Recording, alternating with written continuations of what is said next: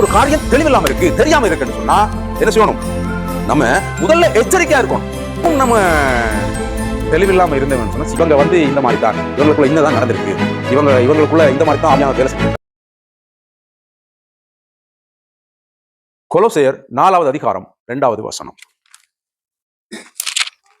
இடைவிடாமல் ஜெபம் பண்ணுங்கள், ஸ்தோத்திரத்துடன் ஜெபத்தில் விழித்திருங்கள். கவனிங்க, இடைவிடாம என்ன செய்யட்டாம்? ஜெபம் பண்ணட்டாம். ஸ்தோத்திரத்தோட என்ன செய்யட்டாம்?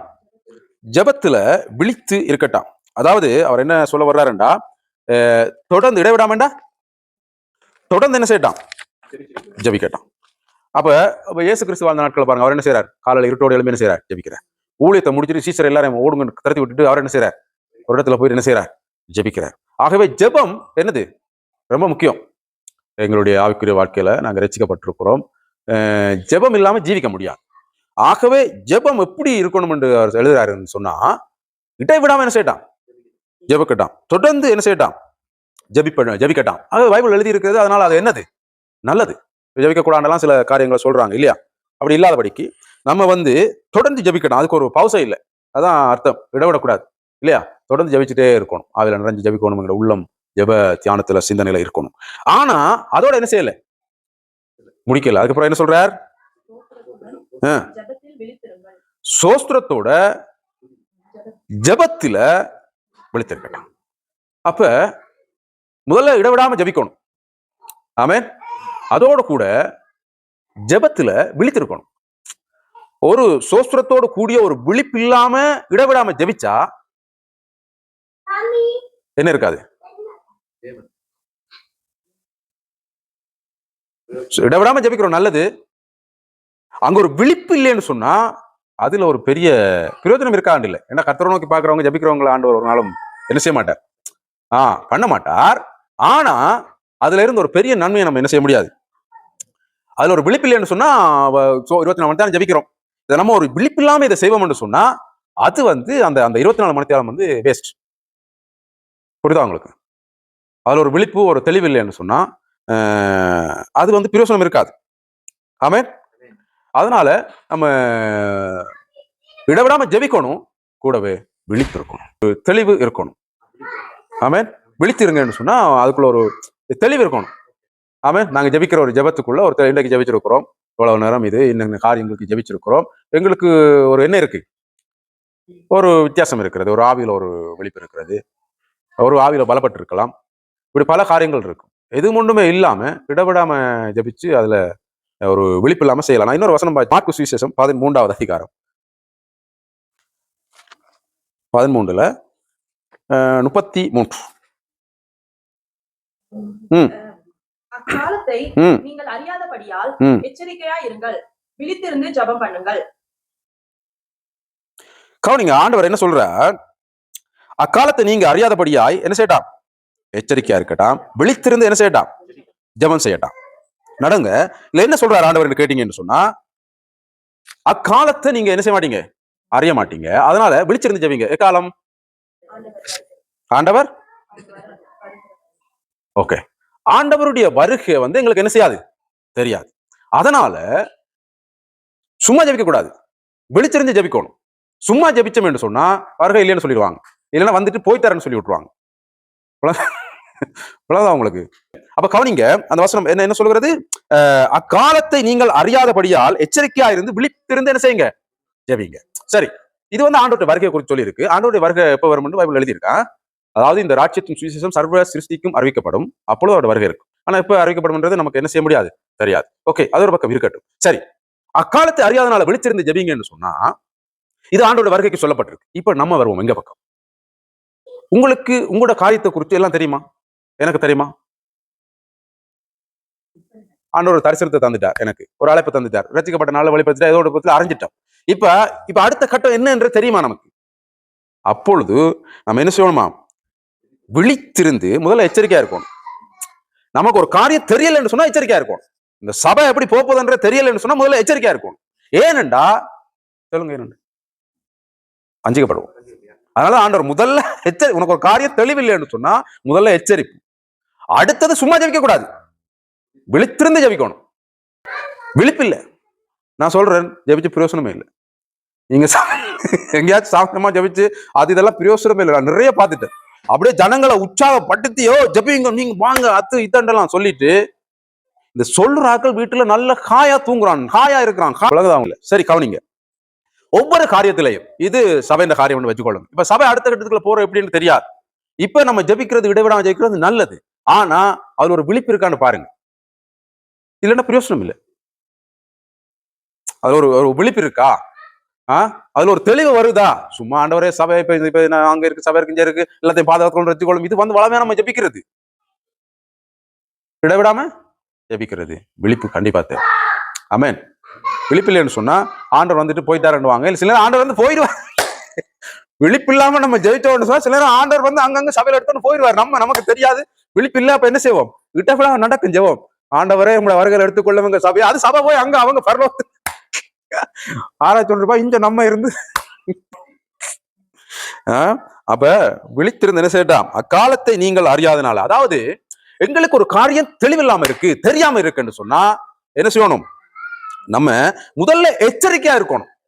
பிறகுதான் அவர் சொல்றார் எச்சரிக்கையா இருக்கணும், விழித்திருக்கணும், அடுத்துதான் ஜெபம். நம்ம முதல்ல ஜெபத்தை போட்டுட்டு இந்த விழிப்பு எச்சரிக்கை எல்லாம் அங்கால போட்டுறதுனாலதான் இன்னமும் நம்ம தெளிவில்லாம இருந்தவன்னு சொன்னா சிக்கல். இன்னமும் ஒரு தெளிவு வரமாட்டுது என்று சொன்னா ரொம்ப சிக்கல். ஆகவே நம்ம என்ன செய்வோம்? வச்சிக்கப்பட்டு போடுவோம். அப்ப நமக்கு அடுத்த ஸ்டெப் என்னன்னு தெரியுது இல்லைன்னு சொன்னா, இப்ப தீர்க்கதரிசனத்தை குறித்து எங்களுக்கு ஒரு ஆழம் இல்லைன்னு சொன்னா எச்சரிக்கையா இருக்கணும், விழிப்பு இருக்கணும், ஜெபம் இருக்கணும். புரியுதா உங்களுக்கு? எனக்கு இந்த வார்த்தை குறித்து ஒரு சரியான புரிதல் இல்லைன்னு சொன்னா அதை குறித்து எச்சரிக்கையா இருக்கணும், விழித்திருக்கணும். விழித்திருக்கிறேன்னா என்னது? கண் வந்து திறந்திருக்கணும். கண்ணை லைட்டா அப்படி பாத்தீங்கன்னு சொன்னா அது என்ன எப்படி இருக்கும்? அப்படியே தெரியாது. அப்படியே திறந்து பாத்தீங்கன்னா என்ன செய்யும்?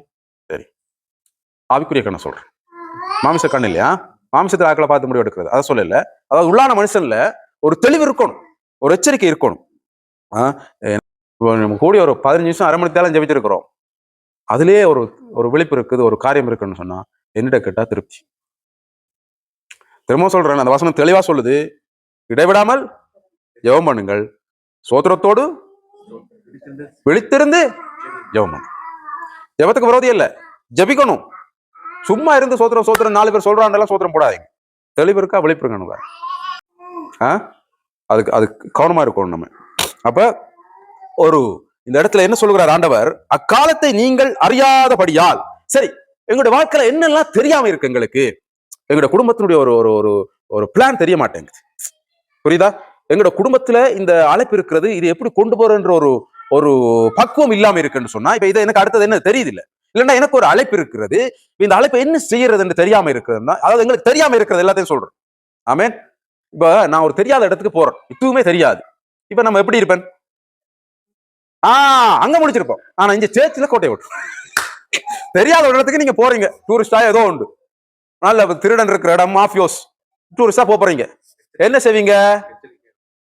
காணா போய் பிளைட் ஆடுதா மேல இறங்குற இடத்த களவெடுப்பானா, திருடம் பூடிடுவானா, அந்த போச 100 தரம் என்ன செய்வீங்க?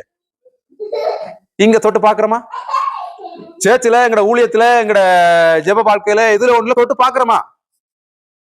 அதான் அந்த வசனம் இருக்கும். இல்லைன்னா பிரயோசனம் இருக்காது. நம்ம எவ்வளவு பிரயாசப்பட்டும், கடந்த காலங்களில் பட்ட பிரயாசத்தை எவ்வளவு காரியங்கள் பட்டும் அதெல்லாம் என்ன செய்யும்? ஒரு தெளிவில்லாத படி போகும். ஆகவே இந்த சபக்காரியம் மட்டுமல்ல, எங்கட அழைப்பு, எங்கட தரிசனம், எங்கட காரியங்கள், அடுத்த ஒரு டாக்குமெண்ட்ஸ் காரியம் கூட அடுத்த கட்டம் என்னன்னு தெரியாதுன்னு சொன்னா அதுல நீங்க எப்பவும் ஒரு எச்சரிக்கையா இருக்கணும், விழித்திருக்கணும், ஜெபிக்கணும். சும்மா ஆண்டவரே சோதரம் ஜெபிச்சு பிரயோசனம் இருக்காது. தெளிந்த புத்தியோட இருக்கணும்.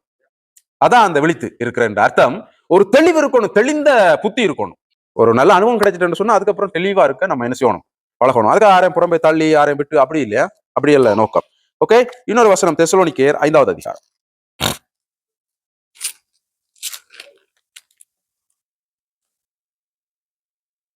5-8 வரைக்கும் வாசி. 5-8 வரைக்கும். நீங்கள் எல்லாரும் வெளிச்சத்தின் பிள்ளைகளும் பகலின் பிள்ளைகளுமாய் இருக்கிறீர்கள். நாம் இரவுக்கும் இருளுக்கும் உள்ளானவர்கள் அல்லவே. ஆகையால் மற்றவர்கள் தூங்குகிறது போல நாம் தூங்காமல் விழித்துக் கொண்டு தெளிந்தவர்களாய் இருக்க கடவோம். தூங்குகிறவர்கள் ராத்திரியிலே தூங்குவார்கள், வெறி கொள்ளுகிறவர்கள் ராத்திரியிலே வெறி கொள்ளுவார்கள். பகலுக்குரியவர்களாகிய நாமோ தெளிந்தவர்களாய் இருந்து விசுவாசம், அன்பு என்னும் மார்க்கவசத்தையும் ரட்சிப்பின் நம்பிக்கை என்னும் தலைச்சீராவையும் தரித்துக் கொண்டிருக்க கடவோம். சரி, பகலுக்கு உரியவர்களாகிய நாமோ தெளிந்தவர்களாயிருந்து. எனக்கு தெரிஞ்சு இந்த ஆவிக்குரிய சபை இல்லைன்னா ரட்சிப்பினுடைய பிள்ளைகள் நம்ம தெளிவில்லாம இருந்தோம்னா நிச்சயமாக கடைசி வரைக்கும் ஓட்டத்தையும் மூட முடியாது, இந்த பாதையில நிற்கவும் முடியாது, அதாவது ரட்சிப்புக்குள்ளே இருக்க மாட்டோம். தெளிவில்லாம இருப்போம் என்று சொன்னா, ஒரு தெளிவு இல்லாம நம்ம இருப்போம் என்று சொன்னா, அறியாம இருந்தால் அறியாத காலத்துல அவர் என்ன செய்வார்? விட்டுடுவார். ஆமென். ஒரு தெளிவுக்குள்ள ஒரு இதுக்குள்ள வந்துட்டா இப்ப நமக்கு ஒரு புத்தி கிடைச்சிட்டு சொன்னா பிறகும் நம்ம தெளிவில்லாம இருந்தால் நம்ம கடைசி வரைக்கும் இதுல நிக்க முடியாது. ஆமென். நம்ம ஓட முடியாது, அழைப்பு இழந்து போவோம், ஊழியங்கள் காரியங்கள் வரும். அப்போ ஆண்டவர் அதனாலதான் ஒருவனும் அந்த நாளிகை அறியாததுனால எப்படியா இருக்கட்டாம், எச்சரிக்கையா இருந்து விழித்திருந்து ஜெபியுங்கள். அப்ப எங்களுக்கு தெரியாத எல்லாத்துக்கும் நமக்கு எச்சரிக்கை வந்துடணும். இதை குறித்து எனக்கு தெரியாது, இது எனக்கு விளங்க இல்ல, புரியுதா உங்களுக்கு? உடனே எச்சரிக்கை வந்துடணும் டக்குன்னு. அப்படி எச்சரிக்கை வந்தாதான் விழிப்பு வரும். இப்ப அப்படியே போய் ஜெபத்துல இருங்க. அழகா ஒரு படம் போல காட்டுவார். இவங்க இந்த மாதிரி தான், இவங்களுக்குள்ள இன்னதான் நடந்திருக்கு, இவங்களுக்குள்ள இந்த மாதிரி தான் ஆவியானவர் வேலை செஞ்சிருக்கிறார், இவங்க இதை இந்த மாமிசத்துல இந்த ஸ்டெப்ல இப்படி எடுத்துட்டாங்க, இவங்க இப்ப அவசரப்பட்டுட்டாங்க, இதுக்குரிய டைம் இல்ல, தெளிவா பேசுவார். எப்ப சும்மா சும்மா நீங்க இடைவிடாமல் ஜெபி உலக காலம் ஜெபிச்சதானு அங்க ஒண்ணு நடக்காது. தெளிவா இருங்க, நம்ம விழித்திருக்கணும், இடைவிடாமல் ஜெபம் பண்ணுங்கள், சோஸ்திரத்தோடு விழித்திருந்து. இயேசுவின் சன்னிதானத்தில் பாவம் எல்லாம் பறந்தது, நோய்கள் எல்லாம் தீர்ந்தது, இயேசுவின் இரத்தத்தினால்